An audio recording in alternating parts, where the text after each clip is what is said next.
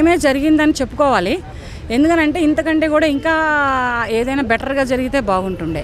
ఈ 6.5 ఏళ్ళు నిరీక్షించకుండా, ఈ 6.5 ఏళ్ళు ఎదురు చూడకుండా, ఒక 6 నెలల్లోనో ఒక సంవత్సరంలోనో ఇటువంటి ఉరిశిక్షలో లేకపోతే ఇటువంటి జీవిత ఖైదులో వేయకుండా, జీవిత ఖైదులు వేసి వాళ్ళకి పెట్టి పోషించి, వాళ్ళకి హాస్పిటల్ ఏమైనా రోగాలు రొచ్చులు వస్తే వాళ్ళకి హాస్పిటల్లో ట్రీట్మెంట్లు ఇప్పించి, వీటి కోసం జైళ్ళు ఉన్నాయా? జైళ్ళు ఏమైనా ధర్మసత్రాలు అనుకొని మరి చేస్తున్నారా? ఇట్లాగా హత్యలు చేస్తున్నారా వీళ్ళు? పరువు హత్యలంటూ ఏ అయినా కానీ. ఇప్పుడు వీళ్ళ అమ్మాయి అమృత అనే అమ్మాయి ఒక అబ్బాయిని ప్రేమించి పెళ్లి చేసుకుంది. ఇప్పుడు అదే మారుతీరావు తనకిష్టమైన వాళ్ళకి ఇచ్చి చేసినా వేరే ఇంటి కోడలు అవ్వాల్సిందే. అమృత ప్రేమించి చేసుకున్నా వేరే ఇంటి కోడలు అవ్వాల్సిందే. నేను ఇంటికి ఇల్లరికం తీసుకెళ్ళి పెట్టుకోడుగా. ఆ వచ్చే అల్లుడు ఎవడైనా కానీ నేను ఇంటికి ఇల్లరికానికి రాడుగా. ఎంత కులస్తుడైనా కానీ, ఎంత గుణవంతుడైనా కానీ ఇంటికి ఇల్లరికంలో రాడుగా.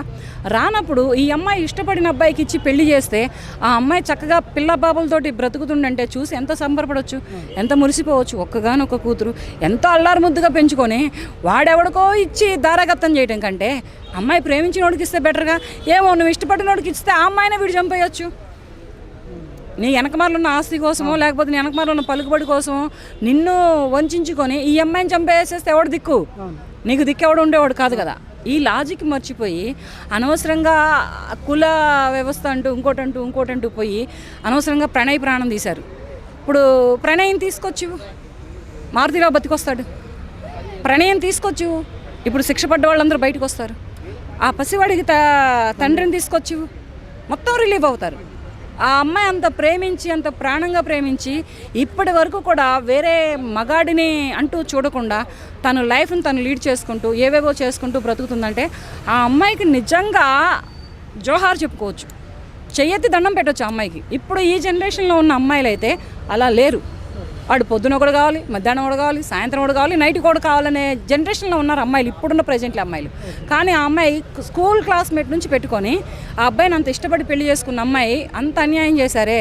మరి ఆ కొడుకుని ఆ తల్లిదండ్రులకు తీసుకొచ్చి ఇవ్వండి. ఆ తల్లిదండ్రులకి, ఆ తండ్రికి ఎంత గుండె కోత మిగిలింది, ఆ తల్లికి ఎంత కడుపు శోకం మిగిల్చారు. మరి ఇటువంటి ఇప్పుడు ఈ చంపిన వాళ్ళందరూ కూడా అంతో ఎంతో జీవితాన్ని అనుభవించి ఉన్నారు. కానీ ఆ ప్రణయ్ ఏమి అనుభవించలేదే జీవితాన్ని. ఈ అమృత ఎటువంటి ఆనందాలు పొందలేదే. ఆ పసివాడు అసలు లోకమే చూడలేదే.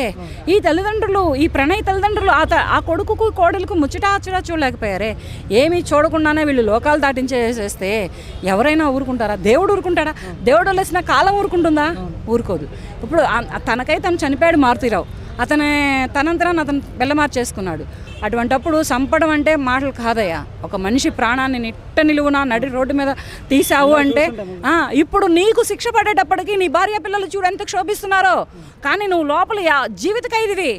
ఒక శ్రావణ్ అనే వ్యక్తి, అదే అమృత బాబాయి జీవిత ఖైదు అనుభవిస్తుండే. ఆయన భార్య పిల్లలు ఎమోషనల్గా ఫీల్ అయిపోయారు. అటువంటి ప్రణయ్ కాదా? శ్రావణ్ లాంటి ప్రణయ్ కాదా?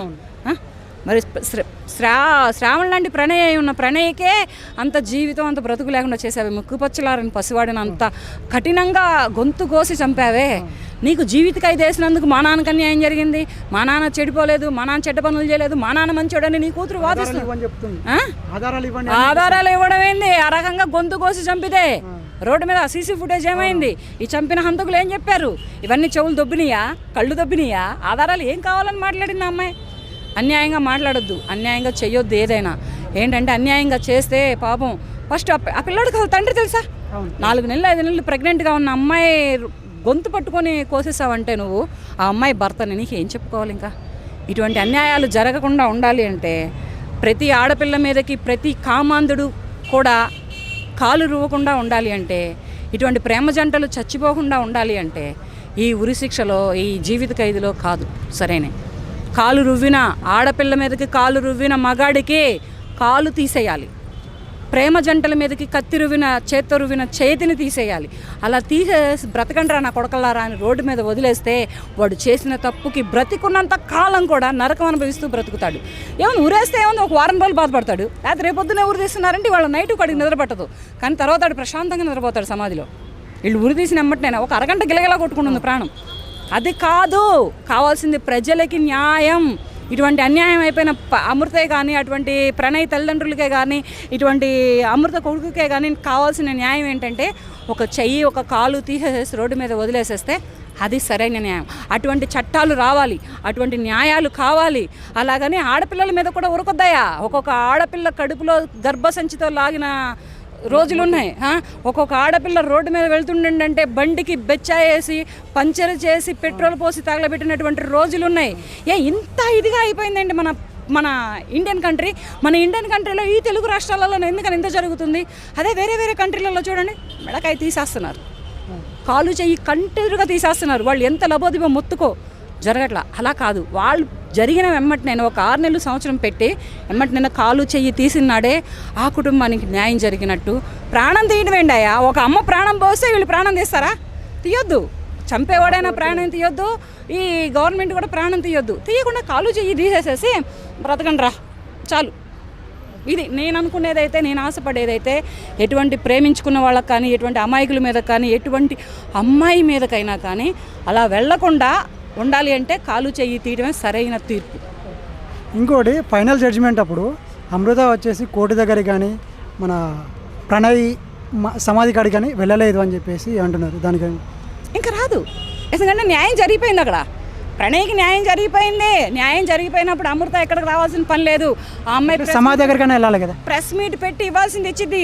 ఆ అమ్మాయికి ప్రణయ్ అనేవాడు గుండెల్లో ఉన్నాడు, ఆ అమ్మాయి అణువణువు ఉన్నాడు. ఇంకెక్కడికి వెళ్ళిద్ది? సమాధి దగ్గరికి వెళ్ళి ఏం చేసిద్ది? అందరూ వెళ్ళారు కదా, వాళ్ళ ఇంట్లో వాళ్ళు వెళ్ళారంటే అది కడుపు బాధ తీర్చుకోలేక, కడుపు కోత ఆపుకోలేక ఆ తల్లిదండ్రులు బోరుమని ఏడ్చారు. కానీ ఈ అమ్మాయి గుండె కోత అయిపోయిందే.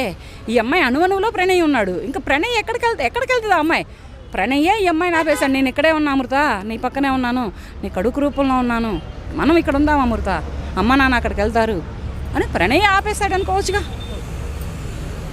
ఇంకోటి ఇప్పుడు మన ఇట్లా తీర్పు వచ్చింది కదా, ఏది మన కులాంతర వివాహాలు చేసుకున్నందుకు, మర్డర్ చేయించినందుకు దానికి జడ్జిమెంట్ ఇచ్చారు. ఏంది, ఎవరు హత్యలు చేసినా సరే వాళ్ళకి ఇట్లాంటి శిక్ష ఉంటుందని చెప్పేసి జడ్జిమెంట్ ఇచ్చారు కదా.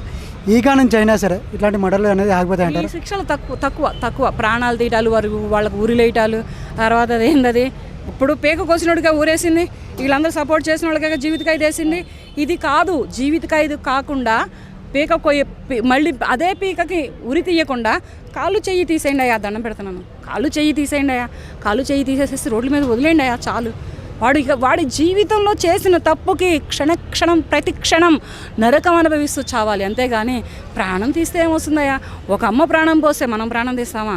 వాళ్ళంటే తీశారు, మనం ఎందుకు తీయాలి? న్యాయాలు చట్టాలు చేయొద్దు. దయచేసి కోరుకునేది ఏంటంటే ఒక కాలు ఒక చెయ్యి తీసేసి రోడ్డు మీద వదిలేసేయండి.